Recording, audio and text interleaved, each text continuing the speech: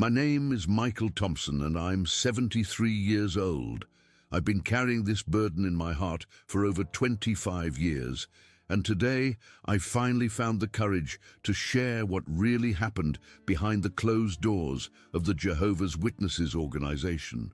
For more than 2 decades, I believed I was serving God, but I was actually trapped in a system of psychological control that destroys families and protects the worst kind of criminals. If you're watching this video, perhaps you'll understand why I lost everything I loved most in this world and how I found the strength to rebuild my life from the ashes of a lie. I was born in 1951 in a small town called Cedar Valley, somewhere in the heart of Kansas. My father, Robert Thompson, worked at the local grain elevator, and my mother, Dorothy, was a seamstress who took in work from neighboring farms. We were a simple Methodist family, the kind that went to church every Sunday and said grace before every meal. Life was predictable, quiet, and honestly, a bit boring for a young man with dreams bigger than cornfields and wheat harvests.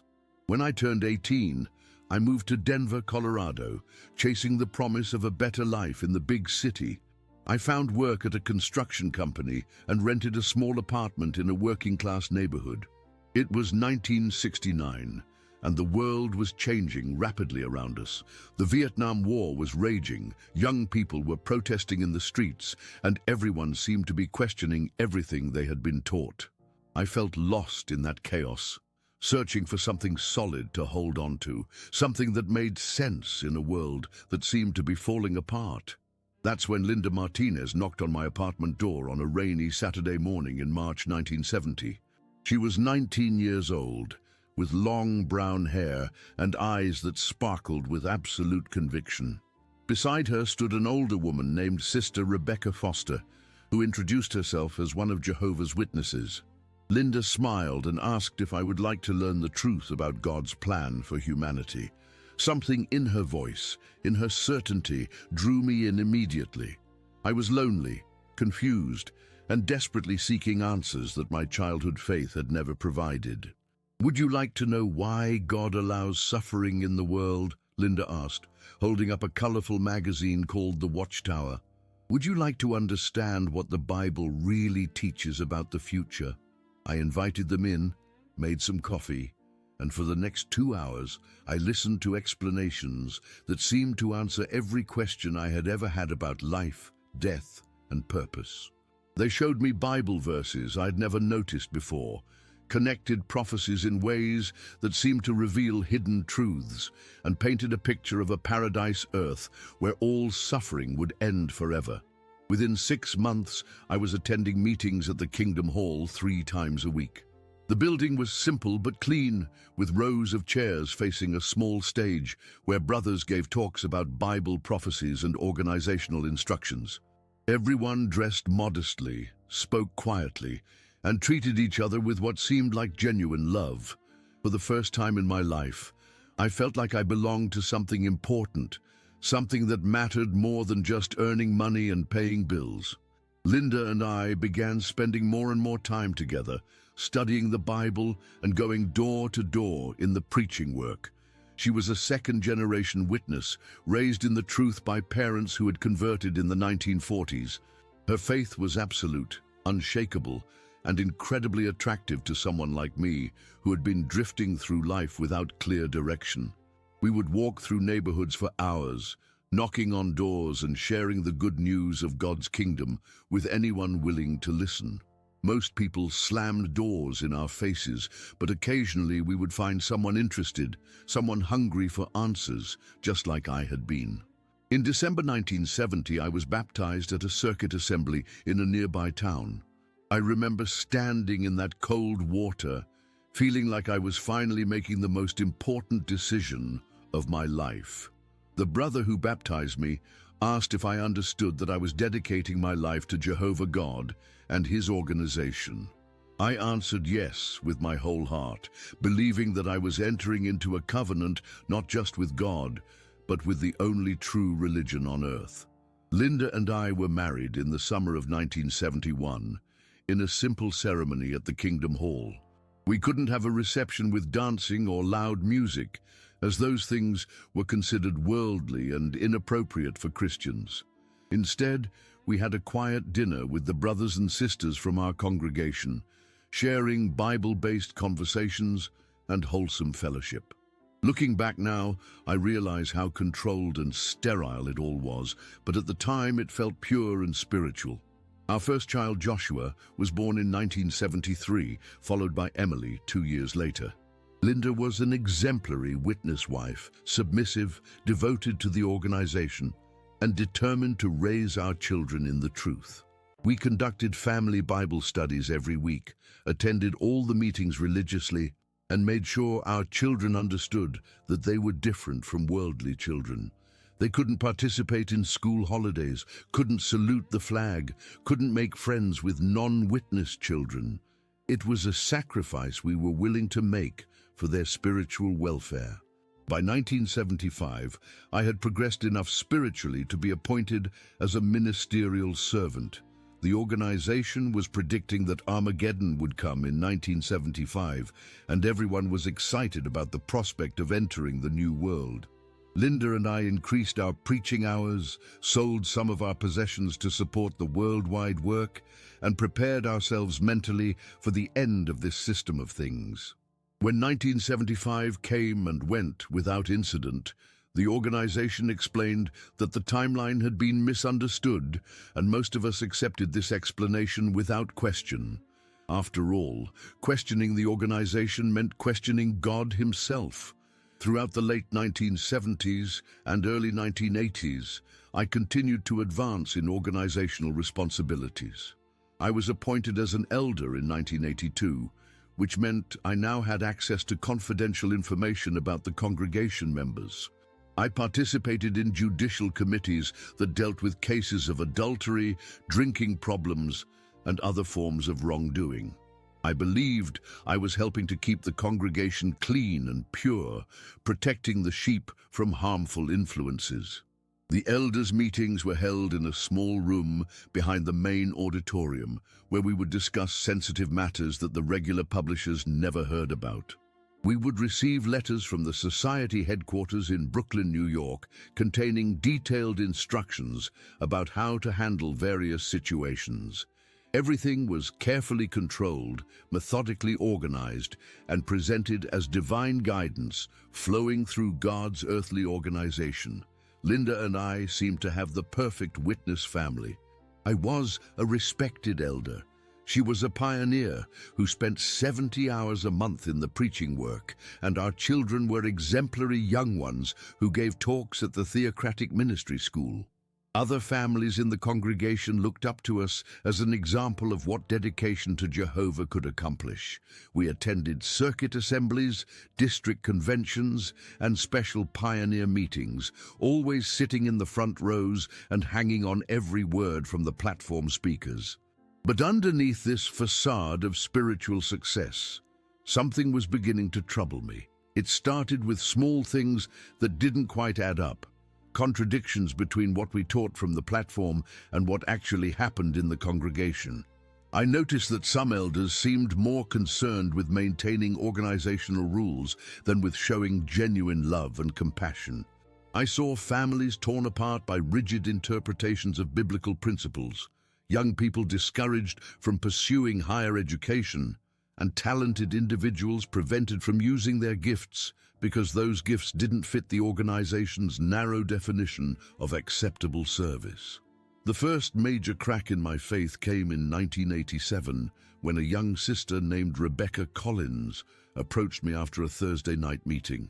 She was 17 years old, the daughter of Brother William Collins, a ministerial servant who was well respected in our congregation. Rebecca was trembling as she pulled me aside and whispered that she needed to speak with me privately about something very serious. Her eyes were red from crying, and she kept looking around nervously to make sure no one else could hear what she was about to tell me. "Brother Thompson," Rebecca whispered, her voice barely audible above the sound of chairs being stacked after the meeting. "I need to tell someone what's happening at home, but I'm scared. My stepfather, Brother Harris, he's been doing things to me that I know aren't right." My heart stopped. Brother David Harris had married Rebecca's mother, Sister Janet Collins, 3 years earlier after her first husband died in a car accident. Harris was a ministerial servant, well liked in the congregation, known for his enthusiasm during the preaching work and his knowledge of Bible prophecies. He had seemed like an answer to prayer for Janet, a widow struggling to raise her teenage daughter alone. Rebecca's hands were shaking as she tried to find the words to describe what had been happening. She told me that for the past 8 months, her stepfather had been coming into her room at night, when her mother was working late shifts at the hospital. He would tell her that she was becoming a beautiful woman and that he was teaching her important things about marriage that would help her become a good wife someday. He convinced her that this was normal, that all spiritual fathers helped prepare their daughters this way, and that if she ever told anyone, it would destroy her mother's happiness and bring reproach on Jehovah's name. The details she shared with me that night were heartbreaking and disturbing. This man, who stood at the podium giving talks about Christian morality and family values, was systematically abusing his stepdaughter while using spiritual manipulation to keep her silent. He would quote Bible verses about honoring your father and mother, about submission to headship, and about the importance of keeping family matters private. Rebecca was trapped between her genuine love for her mother and her growing understanding that what was happening to her was terribly wrong. I assured Rebecca that she had done the right thing by coming to me, and I promised her that we would handle this situation according to Jehovah's direction through his organization. I told her to go home and not worry, that the elders would take care of everything. Looking back now, I realize how naive and trusting I was, how completely I believed that the organization would prioritize protecting an innocent child over protecting its own reputation. I scheduled an emergency elders meeting for the following evening, confident that we would swiftly remove this predator from our congregation and ensure that Rebecca received the help and protection she needed. The meeting was held in the back room of the Kingdom Hall, with all 5 elders present: myself, Brother Kenneth Martinez, the presiding overseer, Brother Thomas Walker, Brother James Mitchell, and Brother Paul Richardson. I presented Rebecca's accusations with all the gravity they deserved, expecting immediate action and concern for the victim. Instead, what followed was the most shocking and disillusioning conversation of my life up to that point. Brother Martinez, a man I had respected and looked up to for years, leaned back in his chair and sighed deeply. "Brother Thompson," he said, "these are very serious accusations against a ministerial servant. According to the Society's guidelines, we cannot take action against Brother Harris unless we have 2 witnesses to the alleged wrongdoing. Does the sister have anyone who witnessed these events?" I stared at him in disbelief. "Brother Martinez," I replied, "we're talking about child sexual abuse. Of course there aren't witnesses. Predators don't commit these crimes in front of other people." Brother Walker nodded gravely and pulled out a letter from the Society headquarters. "The organization has made it very clear," he said, "that we must follow biblical principles in handling accusations. 1 Timothy chapter 5, verse 19 states that we should not admit an accusation against an older man except on the evidence of 2 or 3 witnesses.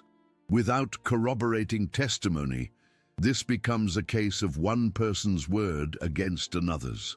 I felt my world beginning to spin. These men were more concerned with organizational policy than with protecting a child from ongoing abuse. Brother Mitchell, who had daughters of his own, suggested that perhaps Rebecca had misunderstood Brother Harris's intentions. "Sometimes," he said, "teenage girls can misinterpret expressions of fatherly affection, especially when they're adjusting to a new family situation. Maybe Brother Harris was just trying to be a loving stepfather and she took it the wrong way." "Nurse," the other elders nodded in agreement, relieved to have found a way to dismiss the accusations without having to confront the ugly reality of what was actually happening. I argued passionately for Rebecca's protection, reminding them of Jesus' words about the serious consequences for anyone who would harm a child. I pointed out that our primary responsibility was to protect the innocent, not to protect the reputation of the organization. But my arguments fell on deaf ears. Brother Richardson, the oldest elder among us, delivered what he considered the final word on the matter. Brother Thompson, we must trust in Jehovah's organization and follow the procedures that have been established by the faithful and discreet slave class. If we start making exceptions to biblical requirements, where would it end? We would be no different from the churches of Christendom that are guided by human emotion rather than divine wisdom. The meeting ended with a decision that haunts me to this day. The elders agreed that Rebecca would be counseled about making sure her conduct wasn't giving Brother Harris the wrong impression, and that both families would be advised to be more careful about propriety and appearances. Brother Harris would be given a gentle reminder about maintaining appropriate boundaries with his stepdaughter, but no formal action would be taken against him. The matter was to be kept strictly confidential to protect the reputation of all involved parties. I went home that night feeling sick to my stomach. Linda was waiting for me in the kitchen, and she could see that something was terribly wrong. When I tried to explain what had happened without revealing specific details due to confidentiality requirements, she became upset with me for questioning the wisdom of the other elders. "Michael," she said, "you need to trust that Jehovah is directing his organization. The brothers have much more experience than you do in handling these situations. Maybe you're letting your emotions cloud your judgment." Even my own wife was defending a system that protected abusers over victims. Over the following weeks, I watched Rebecca's behavior change dramatically. She stopped participating in the theocratic ministry school, rarely commented during the Watchtower study, and seemed to withdraw into herself more and more each day. Her mother, Sister Collins, mentioned to Linda that Rebecca had been having nightmares and didn't want to spend time at home anymore. Meanwhile, Brother Harris continued to function normally in his responsibilities, giving talks from the platform and participating in the door-to-door work as if nothing had happened. The breaking point came about 2 months later, when Rebecca approached me again after a Sunday meeting. This time, she wasn't asking for help. She was saying goodbye. "Brother Thompson," she said quietly, "I'm going to tell my school counselor what's been happening at home.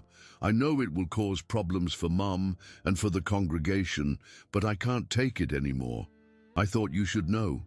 My heart broke as I realized that our organizational procedures had failed this child so completely that she felt she had no choice but to turn to worldly authorities for the protection that God's people should have provided. 3 days later, the police arrested Brother Harris at his workplace. The investigation revealed not only the ongoing abuse of Rebecca, but evidence that he had been molesting children in 2 previous congregations before moving to our area. The other elders immediately called an emergency meeting to discuss how to handle the negative publicity and potential legal implications for the congregation. Their primary concern was not for Rebecca or the other victims, but for protecting the organization from lawsuits and bad press. The congregation was told that Brother Harris had been disfellowshipped for conduct unbecoming a Christian, with no details provided about the specific nature of his crimes. Rebecca and her mother stopped attending meetings, unable to face the whispers and judgment of people who blamed them for bringing reproach on Jehovah's name by involving outside authorities. Many members of the congregation continued to believe that Harris was the victim of false accusations, and some even expressed sympathy for him and his family during his legal troubles. This experience opened my eyes to a fundamental flaw in the organizational structure that I had never recognized before. The Watchtower Society's policies were designed to protect the institution, not the individual members. Children could be sacrificed on the altar of organizational reputation, and anyone who objected to this priority system was labeled as spiritually weak or rebellious. I began to understand that what I had mistaken for divine guidance was actually human manipulation disguised as biblical interpretation. but my awakening was just beginning.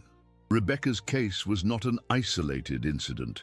It was a symptom of a much larger problem that extended to every aspect of life within the organization. As I started paying closer attention to the patterns of control and manipulation, I began to see how thoroughly the Watchtower Society had infiltrated every corner of our lives, dictating not just what we believed, but how we thought, what we felt, and even how we related to our own family members. Before I tell you what happened next, I want to say something to anyone who might be watching this video. If you're currently one of Jehovah's Witnesses, or if you have loved ones who are still trapped in this organization, please know that questioning what you've been taught is not a sign of spiritual weakness. It's a sign of moral courage. God gave you a conscience and a mind for a reason, and no human organization has the right to override your God-given ability to distinguish between right and wrong. The truth doesn't need to be protected by silence and threats. Real truth can withstand any amount of honest examination and questioning. You know what touches my heart most when I share these memories? It's knowing that someone out there might be going through the same struggle I went through, feeling alone and confused and wondering if they're crazy for seeing problems that everyone else seems to ignore. You're not crazy and you're not alone. And there are thousands of us who have walked this difficult path, and we're here to tell you that there is life beyond the walls of the Watchtower, and it's more beautiful and free than anything you can imagine from inside that prison of fear and control. The months following Rebecca's case changed everything for me, though I tried desperately to maintain my faith in the organization. I threw myself deeper into my elder duties, hoping that increased spiritual activity would quiet the doubts that were growing louder in my mind every day. I volunteered for additional responsibilities, increased my meeting attendance, and even applied to serve as a substitute circuit overseer during vacation periods. Linda was pleased with my renewed zeal, interpreting it as spiritual maturity rather than the desperate attempt to salvage my faith that it actually was. But the more deeply I became involved in the administrative side of the organization, the more disturbing patterns I began to notice. During elders' meetings, I heard about similar cases of abuse being handled with the same callous disregard for victims that we had shown Rebecca. A young boy in the neighboring congregation of Riverside Valley had accused his uncle, an elder, of molesting him during family gatherings. The case was dismissed due to lack of witnesses, and the boy's family was counseled about the dangers of bringing reproach on Jehovah's name through careless accusations. In another incident, a teenage girl from the Westfield congregation had become pregnant after being raped by a ministerial servant. Instead of receiving support and compassion, she was hauled before a judicial committee and questioned extensively about whether she had screamed loudly enough during the assault and whether she had done anything to encourage her attacker's behavior. The committee concluded that her failure to immediately report the incident suggested complicity, and she was privately reproved for unclean conduct. Her rapist remained in his position and continued to have access to other potential victims. These cases weren't aberrations or mistakes in judgment by inexperienced elders. They were the inevitable result of a systematic policy that prioritized organizational protection over human welfare. The Watchtower Society had created detailed procedures for handling accusations of abuse, and those procedures consistently favored accused perpetrators over their victims. The two-witness rule, ostensibly based on biblical principles, was being used as a shield to protect predators and silence those who dared to speak against them. As I struggled with these revelations, I began to examine other aspects of organizational teaching with fresh eyes. I started noticing how many Watchtower predictions had failed to materialize over the decades. The organization had confidently proclaimed that Armageddon would come in 1914, then 1925, then 1975, and when each date passed without incident, new explanations were offered and new dates were suggested. The faithful were told that these miscalculations were evidence of progressive revelation, and that questioning the organization's prophetic interpretations demonstrated lack of faith rather than legitimate concern about false prophecy. I went back and read old Watchtower publications from the 1920s and 1930s, documents that were now considered old light and were no longer discussed in current literature. What I found shocked me to my core. The organization had taught that the end would come before the generation of 1914 had completely passed away. But now that those people were dying of old age, the definition of generation was being quietly changed to extend the timeline indefinitely. Teachings that had once been presented as absolute truth from God were now dismissed as human imperfection, while new interpretations were presented with the same claims of divine inspiration.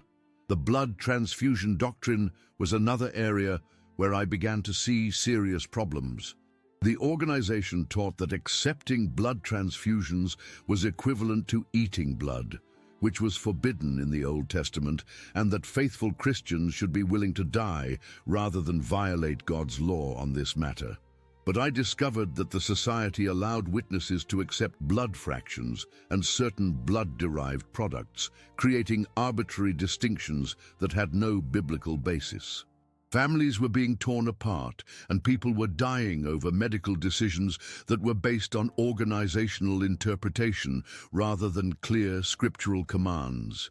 Even more troubling was the discovery that the Watchtower Society itself owned stock in companies that manufactured tobacco products and military weapons, despite teaching that witnesses could not work for such companies or use their products. The organization that demanded absolute moral purity from its members was secretly profiting from industries it publicly condemned. When confronted about these investments, society representatives claimed that portfolio managers made these decisions without their knowledge, but they continued to hold the stocks for years after the contradictions were pointed out. My research into organizational history revealed a pattern of authoritarian control that extended far beyond doctrinal matters. The society monitored the personal lives of members with an intrusiveness that would have impressed the secret police of totalitarian regimes. Detailed questioning about sexual practices between married couples, restrictions on entertainment choices, prohibitions against higher education, and demands for detailed reporting of time spent in religious activities created an atmosphere of constant surveillance and judgment. The more I learned, the more I realized that I had spent 20 years of my life serving not God, but a human institution that used religious language to maintain power and control over its followers. The loving brotherhood I thought I had joined was actually a carefully constructed system of mutual monitoring and reporting, where members were encouraged to inform on each other's spiritual weaknesses and doctrinal deviations. The spiritual paradise I believed we were living in was actually a psychological prison, where independent thinking was treated as a serious sin. This awakening process was incredibly painful, not just intellectually, but emotionally. Everything I had built my adult life around was crumbling before my eyes. My marriage, my friendships, my career goals, my understanding of God and morality, all of it had been shaped by organizational teaching that I now recognized as fundamentally flawed and often deliberately deceptive. I felt like a man who had discovered that his entire life had been based on an elaborate lie, and I didn't know how to move forward with that knowledge. Linda began to notice changes in my behavior and attitude. I was less enthusiastic about attending meetings, less willing to accept organizational explanations for problems, and more likely to ask uncomfortable questions during elders' meetings. She would catch me reading books that weren't published by the Watchtower Society, something that was strongly discouraged for faithful witnesses. When she confronted me about these changes, I tried to share some of my concerns with her, hoping that she would understand and support me in seeking truth wherever it might lead. Instead, Linda reacted with fear and alarm. She accused me of being influenced by apostate literature and warned me that I was endangering not only my own spiritual welfare, but that of our entire family. "Michael," she said during one particularly heated conversation, "you're starting to sound like those bitter ex-witnesses who spread lies about the organization because they couldn't live up to God's standards. Don't you realize that Satan is using your pride and your desire to seem intelligent to lead you away from the truth?" Her reaction forced me to confront a devastating reality. The woman I loved and had shared my life with for over 15 years was so completely indoctrinated that she would choose the organization over our marriage if forced to make that choice. The Watchtower Society had not only controlled my mind, it had created a barrier between me and the person closest to me in the world. Linda couldn't hear what I was trying to tell her because she had been programmed to interpret any criticism of the organization as evidence of spiritual weakness or demonic influence. Our children were also beginning to notice the tension in our household. Joshua, now 21 years old, had always been a thoughtful young man who asked probing questions about what he was taught. Recently, he had started expressing doubts about some organizational teachings, particularly the prohibition against higher education and the requirement to shun disfellowshipped family members. Emily, at 19, was more compliant and seemed content to accept whatever the organization taught, but I could see that the conflict between her parents was causing her significant distress. The situation came to a head during a family study session in early 1994. We were discussing an article about the importance of loyalty to God's organization when Joshua asked why the society had changed its teaching about the generation of 1914. "If this was revealed truth from God," he said, "why did it need to be changed? And if it was just human interpretation, why were people disfellowshipped for questioning it before the change was made?" Linda immediately became defensive, repeating the standard explanation about progressive light and the dangers of getting ahead of the organization. But I found myself unable to give the same automatic response I had been trained to give. Instead, I told Joshua that his question was legitimate and that he had a right to expect honest answers from religious leaders. I admitted that I had been struggling with some of the same concerns and that I thought faithful people should be able to discuss these issues openly without fear of punishment. Linda's face went white with shock and anger. "Michael," she said, "you're undermining the children's faith. How can you sit there and encourage them to question God's organization?" That night, after the children had gone to bed, Linda and I had the most serious conversation of our marriage. She demanded to know exactly what I was thinking and whether I was planning to leave the truth. I tried to explain that I wasn't leaving God or abandoning my faith in the Bible, but that I could no longer pretend to believe that the Watchtower Society was God's sole channel of communication with humanity. I told her about Rebecca's case, about the pattern of abuse cover-ups, about the failed prophecies and the doctrinal changes, about the financial contradictions and the authoritarian control mechanisms. Linda listened to everything I said, but I could see that none of it was penetrating the wall of indoctrination that surrounded her thinking. When I finished, she was quiet for a long moment, and then she said something that broke my heart. "Michael, I can see that you've already made up your mind to reject the truth. I've been praying for weeks that Jehovah would help you overcome whatever spirit was influencing you.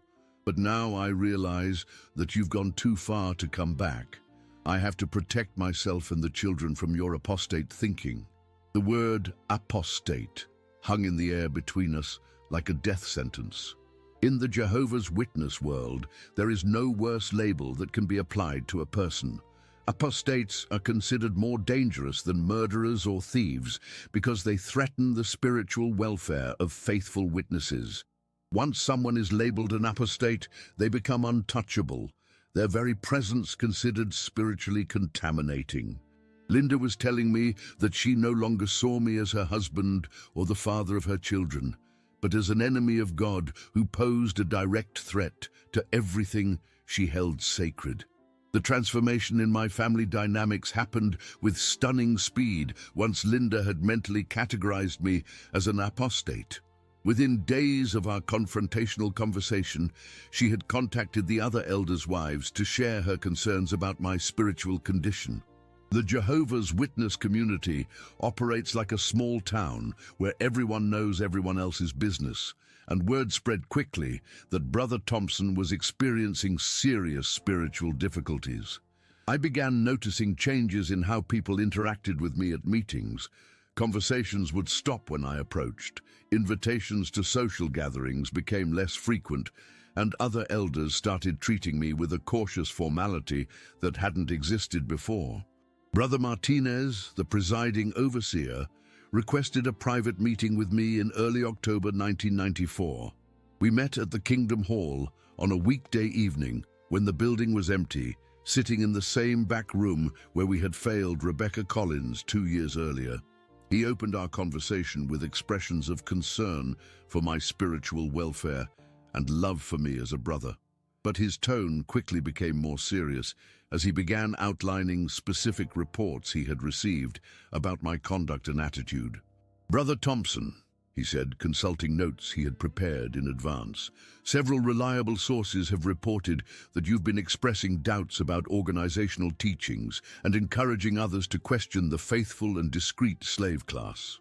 Sister Thompson has shared with us that you've been reading unauthorized literature and making statements that could be interpreted as critical of God's organization.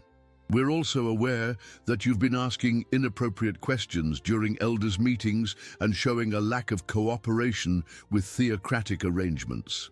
Each accusation felt like a nail being driven into the coffin of my 24-year association with the organization.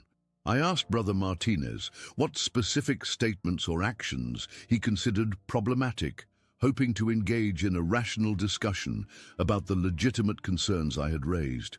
Instead, he pulled out a letter from the society headquarters that outlined procedures for dealing with elders who showed signs of apostasy. The letter made it clear that questioning organizational teachings, even privately, was considered a serious spiritual offense that could result in removal from all privileges and eventual disfellowshipping if the individual refused to repent and conform. "The organization has made it very clear," Brother Martinez continued, "that we cannot tolerate any challenge to the authority of the faithful and discreet slave class. When you question organizational teachings, you're not just expressing personal doubts. You're undermining the faith of others and potentially leading them away from the truth. This is exactly the kind of behavior that Satan uses to divide and weaken God's people." He handed me a copy of the letter and gave me 2 weeks to prepare a written response, demonstrating my renewed loyalty to the organization and my willingness to stop expressing any doubts or criticisms. The irony of the situation was not lost on me. An organization that claimed to encourage Bible study and spiritual growth was now demanding that I stop thinking critically about what I was taught. The same leadership that had covered up child abuse in the name of protecting God's reputation was now threatening to destroy my life for daring to point out the moral contradictions in their policies. I was being asked to choose between intellectual honesty and everything I had built my adult life around: my marriage, my children, my social network, my sense of identity and purpose. I spent those 2 weeks in intense prayer and Bible study, not reading Watchtower publications, but focusing on the actual words of Jesus and the apostles. What I found in Scripture was a message of love, freedom, and personal relationship with God that bore little resemblance to the authoritarian control system I had been living under for over 2 decades. Jesus had harsh words for religious leaders who placed heavy burdens on people's shoulders, who prioritized institutional rules over human compassion, and who used their authority to benefit themselves rather than serve others. When I returned to meet with the body of elders, I brought with me a carefully written statement that I hoped would bridge the gap between my convictions and their expectations. I acknowledged that I had been struggling with certain aspects of organizational teaching and admitted that I had probably expressed my concerns in ways that could be misinterpreted as disloyalty. But I also tried to explain why I believed that honest questioning and open discussion were essential elements of genuine faith, and I asked for their understanding and patience as I worked through these spiritual challenges. The meeting did not go as I had hoped. Brother Walker interrupted my presentation several times to point out that I was still questioning rather than simply accepting organizational authority. Brother Mitchell expressed concern that my attitude showed pride and unwillingness to submit to theocratic arrangements. Brother Richardson declared that my written statement contained apostate reasoning, and that my refusal to unconditionally retract all previous criticisms demonstrated an unrepentant heart. The only elder who showed any sympathy was Brother Stevens, a newer appointee who suggested that perhaps I just needed more time and spiritual assistance to overcome my difficulties. The body of elders voted 4-1 to remove me from all organizational privileges immediately, including my position as an elder, my teaching assignments, and my participation in the door-to-door preaching work. I was placed on what they called spiritual probation, meaning that I could continue attending meetings but could not participate in any way other than sitting silently in the audience. This public humiliation was designed to send a clear message to the congregation about what happened to those who questioned organizational authority, while also giving me one final opportunity to demonstrate repentance and submission. The announcement of my removal was made from the platform during the next Sunday meeting, delivered in the emotionless tone that the organization required for such declarations. Michael Thompson is no longer serving as an elder in this congregation, Brother Martinez announced to the assembled crowd. No explanation was given, but none was needed. Everyone understood that such actions were only taken when someone had committed serious spiritual offenses. The looks of shock, disappointment, and judgment from people who had considered me a spiritual example for years were almost unbearable. Linda's reaction to my removal was a mixture of embarrassment and vindication.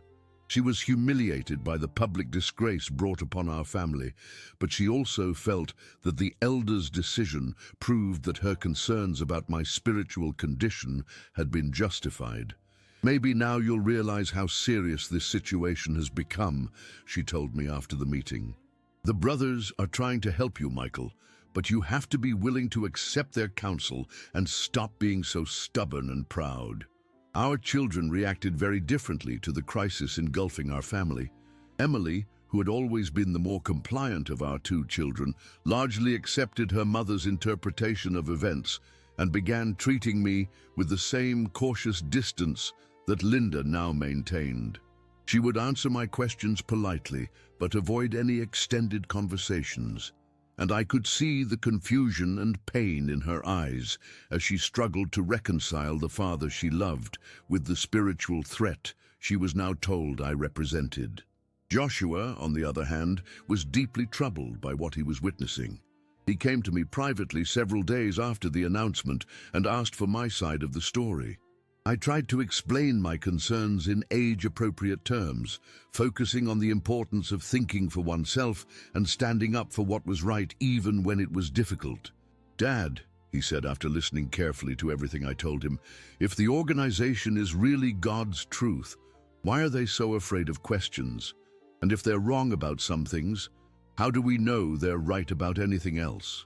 Joshua's questions were exactly the ones I had been asking myself, and his willingness to think independently gave me hope that at least one of my children might escape the mental prison I was struggling to break free from. But it also filled me with dread, because I knew that his questioning attitude would eventually bring the same kind of organizational pressure and family conflict that I was experiencing. The Watchtower Society had no tolerance for independent thinking, regardless of the age or sincerity of the person asking questions. As weeks turned into months, the isolation and pressure continued to intensify. Former friends avoided me at meetings and in public, treating me as if I were already disfellowshipped. My business began to suffer as witness customers took their trade elsewhere, unwilling to associate with someone who had fallen from organizational favor. Linda became increasingly distant and hostile, sleeping in the guest bedroom and communicating with me only when absolutely necessary about household and financial matters. The breaking point came in March 1995, when Joshua was called into a meeting with the local elders after someone reported that he had been asking questions similar to mine during a discussion with other young people in the congregation. Brother Martinez and two other elders spent over an hour lecturing him about the dangers of independent thinking and the importance of trusting organizational guidance, even when he didn't fully understand the reasoning behind certain teachings. They warned him that his association with me was spiritually dangerous and suggested that he might need to limit his contact with me in order to protect his own relationship with Jehovah. That evening, Joshua came home visibly upset and angry.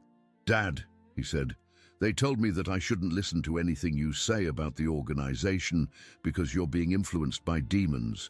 They said that if I keep asking questions like you do, I might end up disfellowship too.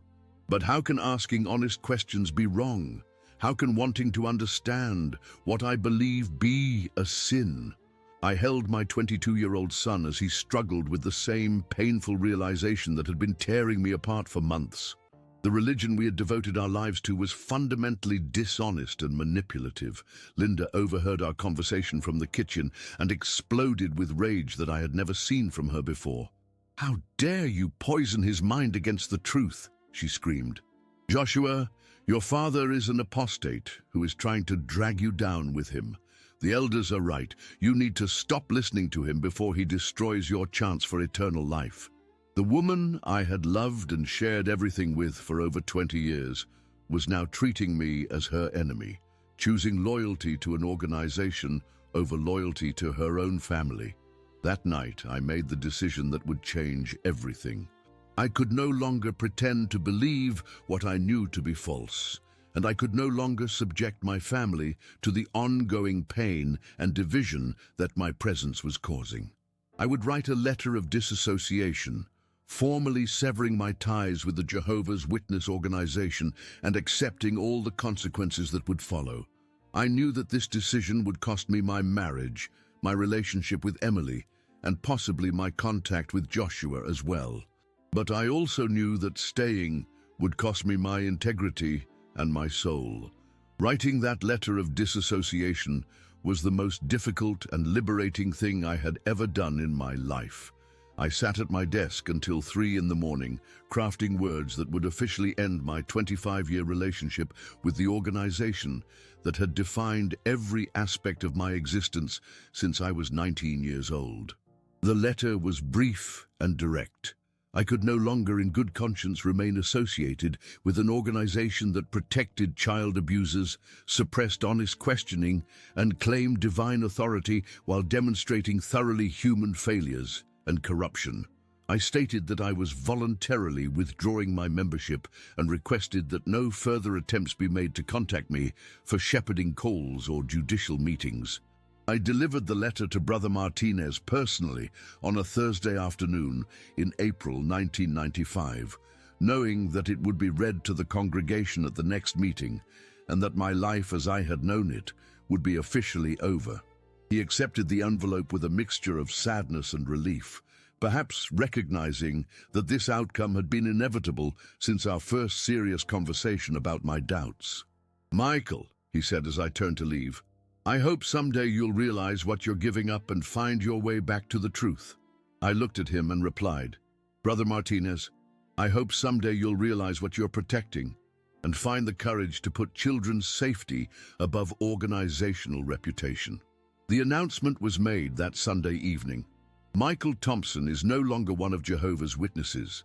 Those 8 words severed every relationship I had built within the organization and triggered the shunning protocol that would isolate me from everyone I had considered family and friends for over 2 decades. Linda had prepared the children for this moment, And when I came home after the meeting, she handed me divorce papers that she had already filed. "I cannot remain married to someone who has rejected Jehovah," she said without emotion. "The children and I will be staying here. You need to find somewhere else to live." Joshua was the only family member who spoke to me during those final days in the house we had shared for 15 years.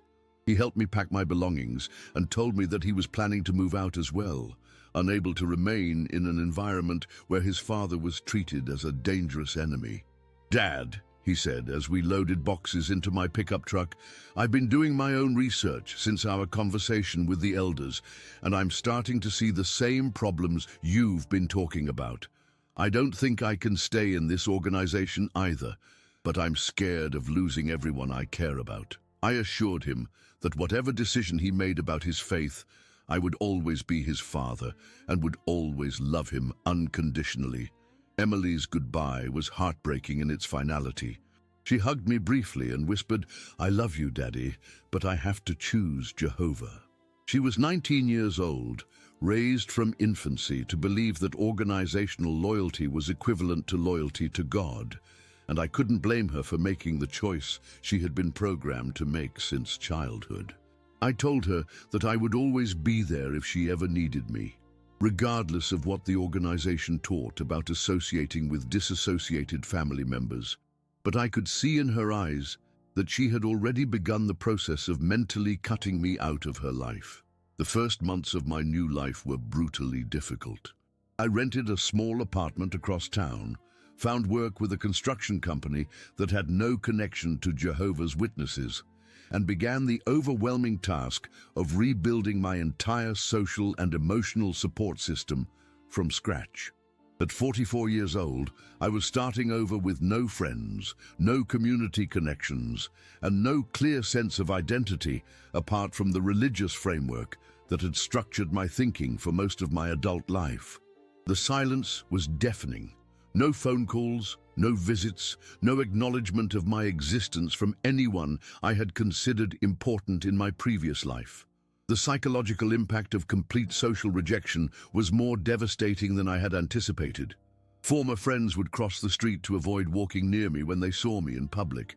Business associates who had known me for years would hang up the phone when they heard my voice. Even casual acquaintances from the neighborhood began treating me as if I were carrying some contagious disease. The Jehovah's Witness shunning protocol is designed to be so psychologically painful that most people will submit to whatever demands the organization makes rather than endure the complete loss of their social world. But as the initial shock and grief began to subside, something unexpected started happening.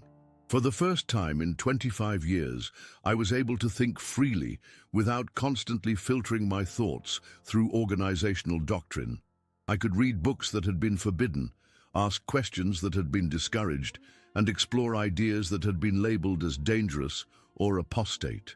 The intellectual freedom was intoxicating after decades of mental constraint, and I began to understand how thoroughly my mind had been controlled by the constant repetition of organizational teachings and the fear of independent thinking.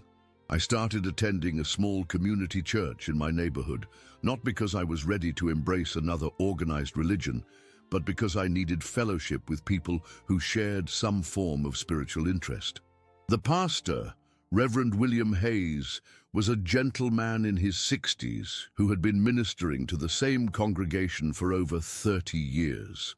When I explained my background and the circumstances that had led me to his church, he listened with compassion and understanding that I had rarely experienced from religious leaders. "Michael," Reverend Hayes said after hearing my story, "what you've been through is spiritual abuse, and the trauma you're experiencing is real and valid. But I want you to know that what you've left behind wasn't true Christianity any more than the Ku Klux Klan represents true patriotism.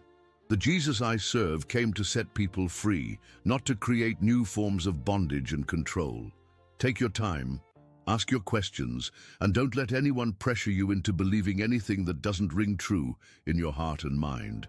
The contrast between this approach and the authoritarian demands of the Watchtower organization was striking. In this church, questions were encouraged rather than discouraged. Doubts were treated as normal parts of spiritual growth rather than evidence of demonic influence. And individual conscience was respected rather than subordinated to organizational policy. I began to understand that it was possible to have faith without surrendering critical thinking, and to love God without submitting to human religious authority. Joshua made his own decision to leave the organization 6 months after my disassociation, and we were able to maintain our relationship despite the enormous pressure he faced from his mother and sister to cut off contact with both of us. He found an apartment near mine, enrolled in college to study engineering, and began the same difficult process of rebuilding his life outside the organizational structure that had controlled his thinking since childhood. Having him in my life during those early years of transition made an enormous difference in my ability to cope with the isolation and grief of losing everyone else I had loved. My divorce from Linda was finalized in early 1996, ending 25 years of marriage with a cold legal proceeding that felt nothing like the spiritual partnership we had once shared. She retained custody of Emily, who was still living at home, and received the house and most of our joint assets. I was granted visitation rights, but Emily chose not to exercise them, maintaining the organizational policy of complete avoidance of disassociated family members. Linda remarried within 2 years to another elder in the congregation, a man who could provide the spiritual headship that I had supposedly failed to demonstrate. The financial and emotional costs of leaving the organization were enormous, but the psychological benefits gradually became apparent as I continued to live as a free man rather than an organizational slave. I no longer had to attend multiple meetings every week, spend every weekend knocking on strangers' doors, or submit detailed reports about my religious activities to men who claimed to represent God's authority on earth. I could celebrate my birthday, enjoy Christmas with friends, watch movies that had been forbidden, and pursue interests that had been discouraged as worldly or spiritually dangerous. More importantly, I was able to develop genuine relationships based on mutual respect and affection, rather than shared religious beliefs and organizational loyalty. The friends I made in my new life accepted me as I was, supported me through difficult times without judging my spiritual condition, and allowed me to grow and change without threatening to cut off their friendship if I didn't conform to their expectations. I discovered what authentic love and community actually felt like when they weren't conditional on religious compliance. In 1998, I met Sarah Martinez, a divorced social worker who was also rebuilding her life after escaping from an abusive marriage. She had never been a Jehovah's Witness, but she understood trauma and control from her own experience, and she was patient with the emotional scars I was still carrying from my organizational years. We dated for 2 years before marrying in a small ceremony attended by the new friends and chosen family we had both created outside our original circumstances. Sarah brought 2 children from her previous marriage into our blended family, and they welcomed Joshua and me with open hearts and minds. My relationship with Emily remained completely severed for 17 years, despite my attempts to maintain contact through letters and birthday cards that went unanswered. The organizational programming that had shaped her thinking was strong, and she genuinely believed that associating with me would endanger her spiritual welfare and displease God. I grieved for the daughter I had lost, but I also understood that she was making the choice she had been taught to make, and I couldn't force her to think differently until she was ready to question what she had been taught. The breakthrough came in 2013, when Emily's own daughter began asking questions about why she had never met her grandfather. Emily had married a ministerial servant and was raising her children within the organization. But her 7-year-old daughter innocently wondered why Mommy's daddy couldn't come to family gatherings like other grandparents. Emily realized that she was perpetuating the same cycle of family destruction that had torn her own childhood apart. and she began to question whether God really wanted families to be divided by religious differences. She reached out to me tentatively through a mutual friend, asking if I would be willing to meet with her to discuss what had happened 18 years earlier. Our reunion was emotional and difficult, filled with tears and apologies and attempts to bridge the enormous gap that organizational policy had created between us. Emily was still an active witness, but she had developed enough independent thinking to recognize that completely shunning her father had been morally wrong, regardless of what religious authorities demanded. We established a careful relationship that allowed her to maintain her organizational standing while still having limited contact with me. She couldn't be seen publicly with me or invite me to her home, but we could meet occasionally for private conversations, and she could allow her children to know their grandfather in small ways. It wasn't the complete restoration I had hoped for, but it was infinitely better than the total separation we had endured for nearly 2 decades. Today, at 73 years old, I can honestly say that leaving the Jehovah's Witness organization was the best decision I ever made, despite the enormous cost it required. I have spent the last 28 years living as a free man, thinking my own thoughts, making my own choices and serving God according to my conscience rather than according to the demands of human religious authority. I have a loving wife, a strong relationship with my son, a restored connection with my daughter, and grandchildren who know that they are loved unconditionally. I also have a sense of purpose that goes beyond personal happiness.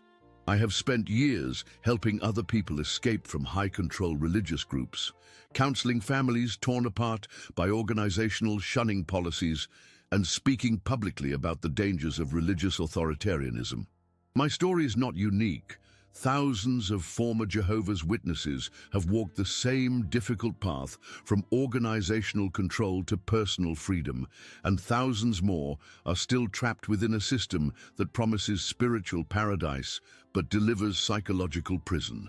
If you're watching this video and recognizing your own situation in what I've shared, please know that you're not alone and that escape is possible.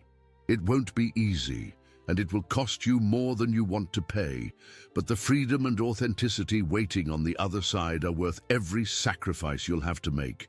You deserve to think your own thoughts, ask your own questions, and follow your own conscience without fear of punishment or rejection. The truth really does set you free, but sometimes you have to lose everything you think you want in order to find everything you actually need. My journey from organizational slave to free man has been the greatest adventure of my life, and I wouldn't trade the person I've become for all the security and acceptance I gave up when I walked away from that kingdom hall for the last time. Thank you for listening to my story, and please know that somewhere out there, an old man in Colorado is praying for your courage and rooting for your freedom. You matter, your questions matter, and your conscience matters more than any religious organization's claims to represent God on earth. Take that first step toward freedom, even if you can't see where the path will lead.